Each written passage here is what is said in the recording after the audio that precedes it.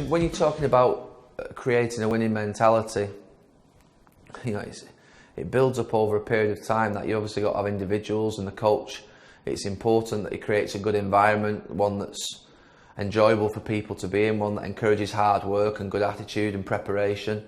And I always thought a winning mentality for me came from sort of the idea of the manager making sure that every single week he never wanted to take anything other than a victory in the game, getting used to winning, getting the belief from winning, and understanding it's not always going to go your way. There will be adversity in dealing with that, and not getting too down when you lose and not getting too up when you win. And I think that winning mentality, it's built over a strength of period of time of experience of being surrounded by people. And it's not just a case of you can get born with obviously a good attitude and hard work, but it can also grow into you as well by being surrounded by people who have that accountability inside them, that they know full well that they want to win every single day. The standards are always very high.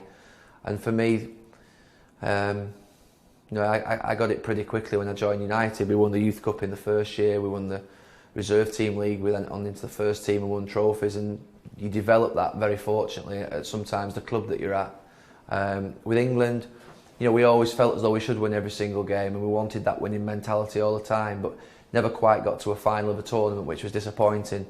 But like I say, mentality comes from just persistent preparation, hard work, belief in yourself, confidence, and overcoming those difficult moments. The manager sets the tone for a winning mentality, obviously, in the way in which he creates the atmosphere for the group. And then obviously you've got leaders, you need leaders in the dressing room, people, if you like, managers in the dressing room who are players, who make sure that they control the ethic that goes on in there, the way in which people behave, the way in which people act, the way in which people train.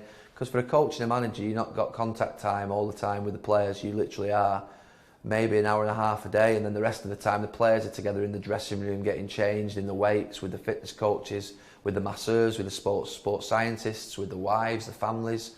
So you really have got to try and make sure that it's the time outside of your time that the players believing it in the long term, and not just for the period that you're with them.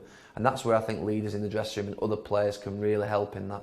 I mean, obviously people will always want to know the success of Sir Alex Ferguson. Now he's installed that capacity to keep going every single year, that relentless nature that exists at United to continue to win trophies. But I think that in terms of people in the dressing room, he always just picked good types. I think the scouting that he does, that the homegrown players who have been brought up in the system, just like I suppose kids with parents, they follow in a lot of the traits, don't they? It's the same at football. You come through the ranks, a 10, 11, 12, 13-year-old, in a certain environment, under a certain manner, you're going to grow that way, and it's the way in which, you know, it's all we ever knew when we grew up. And it's the same with England. You come in your first time with England and you're led by the people around you, the likes of Terry Venables, Don Howe, Brian Robson at the time, and they set good examples. Tony Adams was the captain, Alan Shearer, David Platt, all these, you know, what I would call good types, good professionals, and people who fought every single minute on a pitch. And that's what you follow. You see the big players doing it, you see the best players doing it, and you think, well, how can I not follow that?